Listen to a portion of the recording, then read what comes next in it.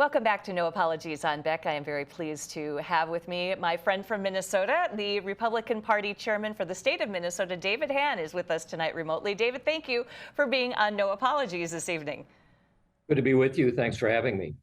Well, I wanted to talk to you because there's so much going on in your state, as always, but I thought there were some things that might be of interest to our audience, both because we do have a good portion of Minnesota that views the program, and also because North Dakota keeps track of what's going on in Minnesota pretty closely. We just do. I thought we would talk first by talking about your position. You have been in that position for a relatively short amount of time so far. Yeah, that's correct. The previous chair resigned last summer, August, I believe, and by our party constitution, we had to have a special election with our state central committee that occurred at the beginning of October, and I was elected at that point, so I've been serving in this role since the beginning of October last fall. You've been very active, though, in the party for a long time before that. Well, I served in our state Senate for 14 years. The last 4 years I was there, I was the Senate Minority Leader. I also served for 3 terms in our local school board and was active in our local party unit. And actually 1 year back in 2010, I sought the nomination for governor for our party here in Minnesota. But Tom Emmer got that nod and fought a very close but unsuccessful attempt to be governor in 2010. I did not know that. See, I'm learning stuff already. Now, I do know that you had, with the party, inherited kind of a rough situation financially, but that's now back in black.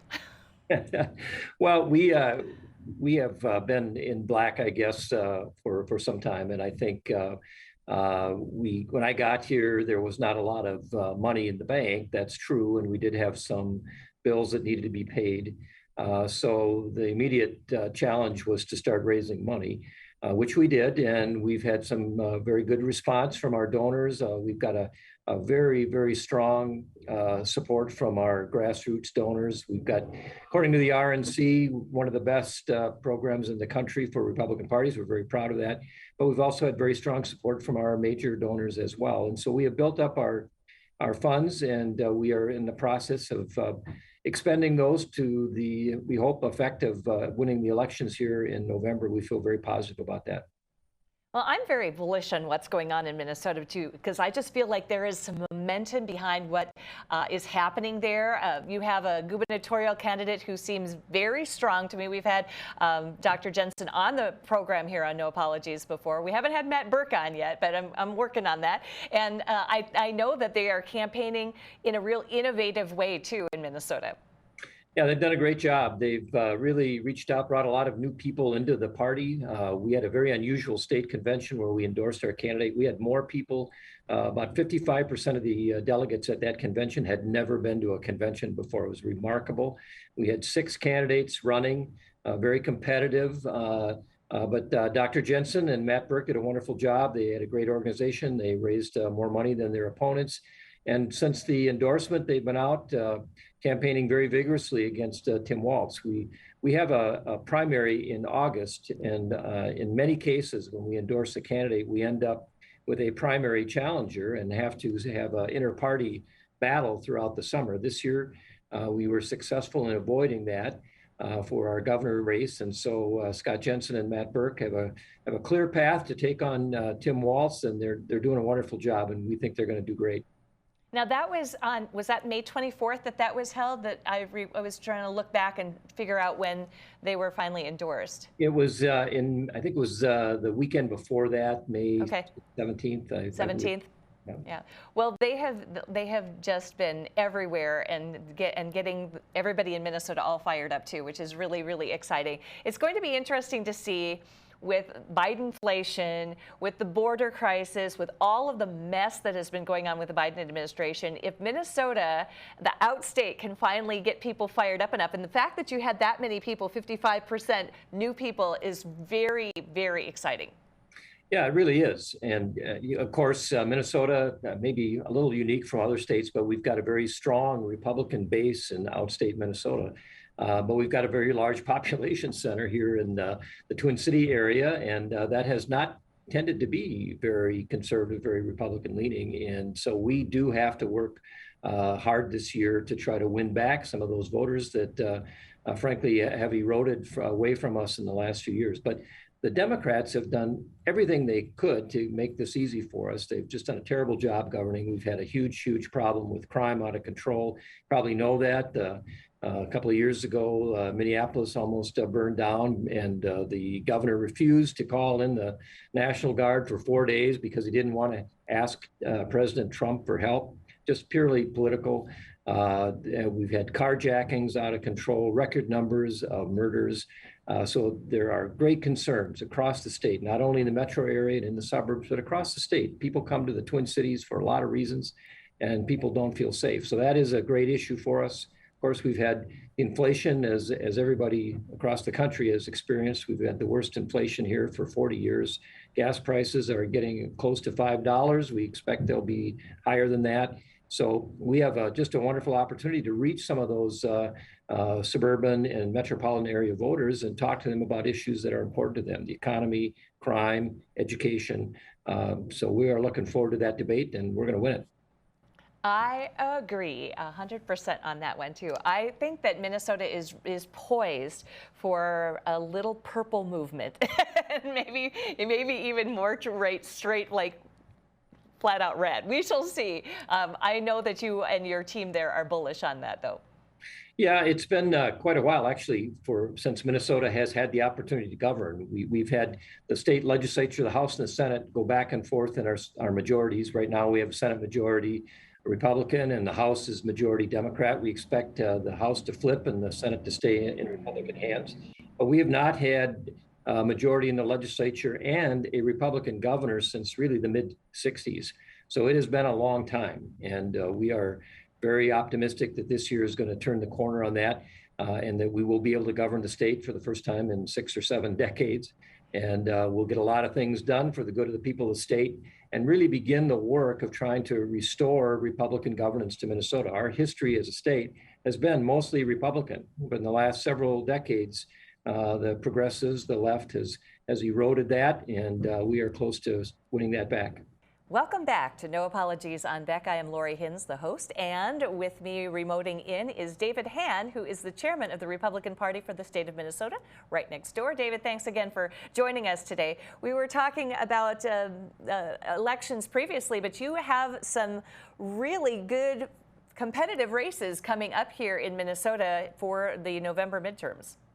Yes, we do. We've got 8 congressional seats. 4 of them are currently held by Democrats. One of them was held by Congressman Jim Hagedorn, who unfortunately passed away from cancer earlier in the year. We have a special election for that to fill out the rest of his term being conducted in August, and then the general election in November for the next 2-year term. And we've got a great candidate, Brad Finstead, and but that is a little competitive whenever you have an open seat, but we think we're going to hold that. And we also have a great candidate in Congressional District 2, which is currently held by Angie Craig, who's a liberal Democrat. And we've got Tyler Kistner, who ran 2 years ago and very nearly won. So this year, we think that with redistricting, his district has gotten a little bit better, so we expect that we can win there too. We have a great candidate in our 3rd congressional district, which is more suburban Twin Cities, Tom Weiler, a submarine veteran of the U.S. Navy. We've got a great candidate out of the St. Paul district, Mei Zhang, who has just a wonderful background. Her parents came from Laos during the Southeast Asian War. We also have CC Davis, who is running in the Minneapolis congressional seat against Ilhan Omar. And we expect all of those candidates to do very well. Obviously, it's a little tougher to win in the Minneapolis area, St. Paul area, but they are going to do well, and we're very proud of those candidates. Can you give me the name of that candidate again running against Ilhan Omar so I can remember it and write it down? Well, Cicely, she goes by CC Davis. CC Davis. Just a wonderful candidate, and if you have a chance to get her on your program, it's a little bit out of her district, obviously, but she's just a real great candidate. I like that idea. Thanks for the tip. Great pro tip. You also have a couple of other statewide races in the hopper as well, Attorney General and Secretary of State as well. Yeah, we have 4 statewide races. We have governor, of course, we've talked a little bit about that. Kim Crockett is running for the Secretary of State's office against a Democrat, of course. We've got nothing but Democrats running or holding statewide office. Kim Crockett is really an expert on the election integrity issue, and she's going to do great. Ryan Wilson is running for state auditor, and he's a great candidate as well. All these are first-time candidates. We've got just great first-time candidates running. And in our Attorney General race, we've got Jim Schultz, who, again, first-time candidate. He's the only one of our statewide candidates that faces a primary. Doug Wardlow, who was the candidate last time, even though he pledged many times publicly before the convention that he was going to abide by the endorsement and not contest it.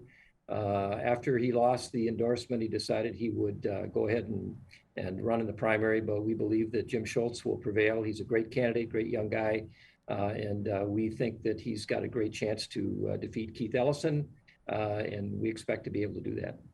State auditor, is that up for grabs too? Did you say that already? State auditor, yes. Ryan Wilson is our candidate there. Okay, got it. So the thing that I would like to I want to pivot just a little bit here too. I am not totally familiar with what the laws are post Roe v. Wade in Minnesota regarding abortion. You want to just give me a quick little 1 or 2 minute primer on that? Sure. We've got probably some of the worst laws in the country, unfortunately. Some years ago, our state Supreme Court acknowledged in a court case called Doe v. Gomez that created in Minnesota an absolute right to abortion funded by taxpayers. So that is the overall framework that we operate under here in Minnesota.